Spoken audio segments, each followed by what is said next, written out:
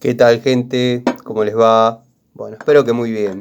Video cortito de Siciliano en su taller para la sección Viejitas que enamoran. Tenemos Dogwithat, tenemos Inafor en sus distintas épocas, Lora, alguna Esmalcalda, mucha herramienta europea que bueno, hoy en día verdaderamente, si bien hay opciones mucho más nuevas, más cómodas, más versátiles, pero sigue siendo un placer trabajar con este tipo de herramientas.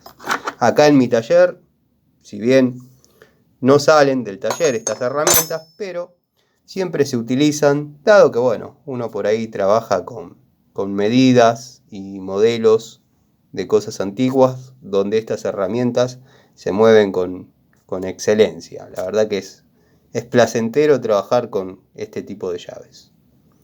Les dejo un paneíto más de viejitas que enamoran y nos vemos en otra charlita de Siciliano en su taller.